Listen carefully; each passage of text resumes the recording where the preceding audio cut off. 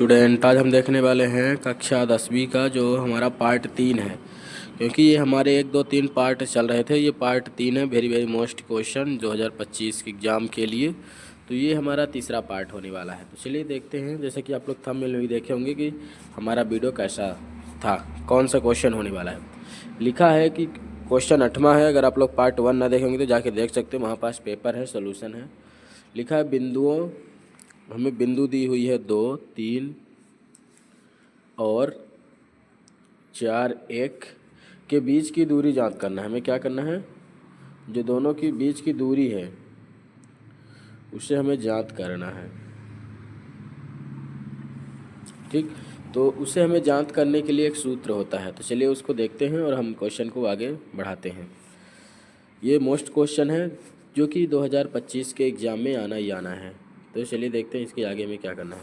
सबसे पहले का मान लीजिए बिंदु का युग्म पी और क्यू मान लेंगे, क्योंकि इसको हम पी दे देंगे नाम, इसको हम क्यू दे देंगे। इससे हमें पता चलेगा कौन सा क्या है। जैसे कि यहाँ पास सूत्र होता है, सबसे पहले सूत्र लिखेंगे, फार्मूला।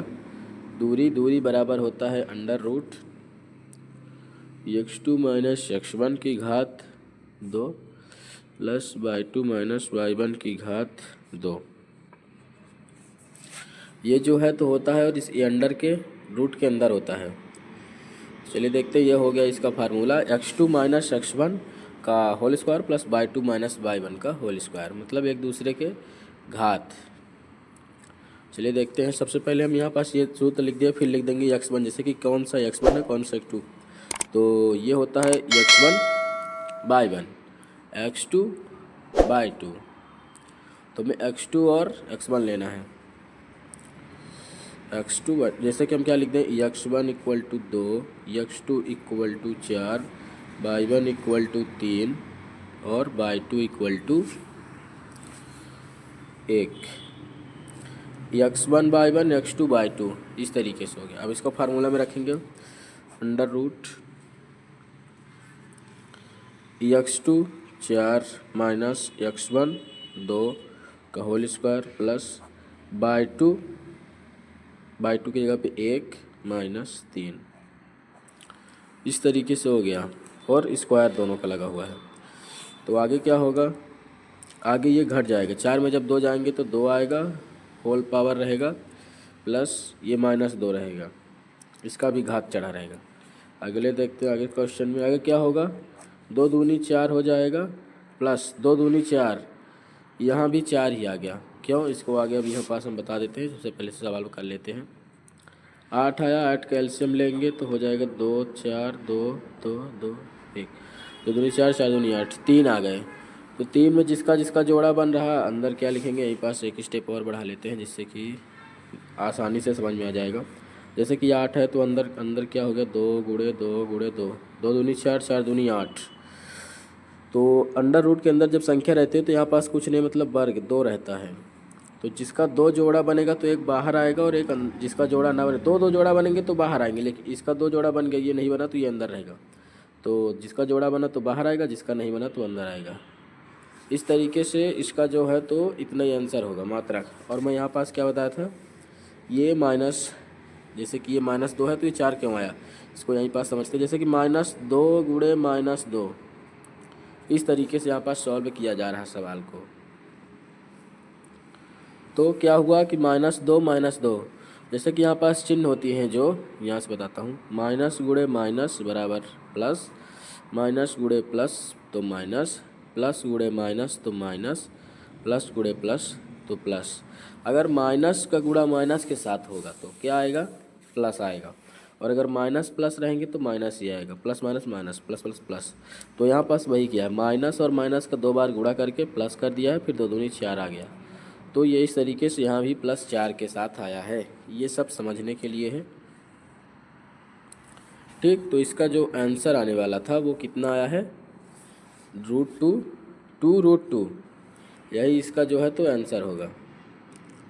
इस तरीके से ये हमारा 8वां सवाल हो गया। क्वेश्चन में क्या है, क्वेश्चन लिखा है बिंदुओं 2 और 3 और 4 1 के बीच की दूरी ज्ञात कीजिए। तो दोनों के बीच की दूरी इतनी है, यही इसका आंसर होगा। चलिए देखते हैं इसका अथवा, क्योंकि ये हमारा जो पेपर है, पेपर के अनुसार हम इसको सॉल्व कर रहे हैं। तो हम देखेंगे अथवा, 8वें का अथवा। ये जो कि मोस्ट है तो ज़रूर देखिएगा। एक वीडियो में बहुत लंबा होगा इसलिए हम इसको पार्ट बाई पार्ट करके बना रहे हैं। ठीक, तो यहाँ से देखते हैं, यहाँ अथवा क्या है, उस त्रिभुज का क्षेत्रफल ज्ञात कीजिए जिसके शीर्षक 1 -1 -4 6 और -3 -5 है। ये दिए हुए हैं शीर्षक। क्या दिए हुए हैं? शीर्षक। उस त्रिभुज का क्षेत्रफल ज्ञात करिए जिसके शीर्षक ये है। तो यहाँ हमें क्षेत्रफल वाला फार्मूला लगाना पड़ेगा। जो क्षेत्रफल वाला फार्मूला होता है वो हमें यहाँ पास यूज करना होगा। तो अगर आप लोग को पता है तो कमेंट ज़रूर करिएगा कौन सा फार्मूला है। यहाँ पास सबसे पहले मैं फार्मूला लिखना, अगर आप लोगों को पता था तो कमेंट ज़रूर करे होंगे, क्योंकि मैं कमेंट चेक कर लूँगा। इसका फार्मूला होता है 1/2 x1/2 -y3 plus x2/3 -y1 plus x3/y1 -y2। एक बार और देखते हैं, क्या है कि 1/2 x1/2 -y3 plus x2/3 -y1 plus x3/y1 -y2। तो ये हो गया इसका फार्मूला। अब हमें क्या करना है, इसी जगह पे सिर्फ और सिर्फ मान रख देना है। चलिए देखते हैं मान रख के क्या होता है। तो सबसे पहले मान हमें रखेंगे, यहाँ पास भी हम क्या करेंगे, ये x1 हो गया, y1 हो गया, x2 हो गया, y2 हो गया, x3 हो गया और y3 हो गया, जैसे कि ऊपर हम क्वेश्चन में समझने के लिए किए थे। तो सबसे पहले डेल क्षेत्रफल वाला बराबर है 1/2 x1 1 y2 -y3, तो y2 -y3, ये माइनस ये y3 है तो माइनस माइनस प्लस, तो यहाँ पास हम +5 कर देंगे डायरेक्ट। यहाँ पास क्या हुआ है कि माइनस था और -5 का गुणा हुआ तो प्लस हो गया, इसीलिए हम डायरेक्ट प्लस कर दिए हैं। चलिए आगे देखते हैं। इसके आगे हमें सेम मान रखना है, जैसे कि प्लस x2 क्या है, x2 है -4, यहाँ तो रख देते हैं, या फिर इसको हटा के यहाँ कर देंगे माइनस, कोई दिक्कत नहीं है। x2 होने के बाद y3, ये y3 है -5 के साथ, माइनस y1 भी माइनस के साथ है। ठीक, इतना हो गया। इसके बाद फिर प्लस का चिन्ह आ गया। ये y3 का मान हमें रखना है -5, माइनस ये फार्मूले में है, और y1 का भी मान है -1। इसके बाद हम आगे क्या करेंगे, अब x3 आगे, x3 हमारा क्या है, माइनस के साथ ये भी है -3, कोष्टक के अंदर y1, तो y1 है -1, जैसा कि आप लोगों को दिख रहा होगा -1। इसके बाद क्या करेंगे कि माइनस रहेगा, फिर y2 क्या है 6।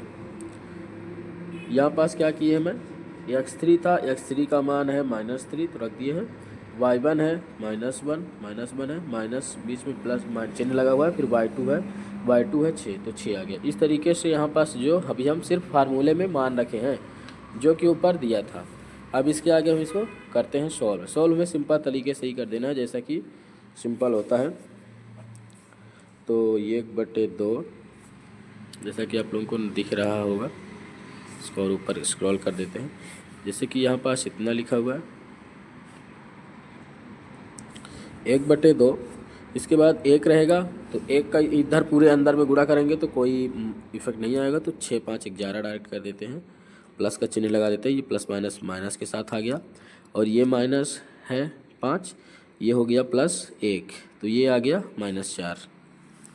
यहाँ तो सॉल्व भी कर देता हूँ, माइनस ये कर दिए तो -4 हो गया, अंदर ये -5 +1, और ये प्लस माइनस -3, अंदर है -1 -6, इतना आया।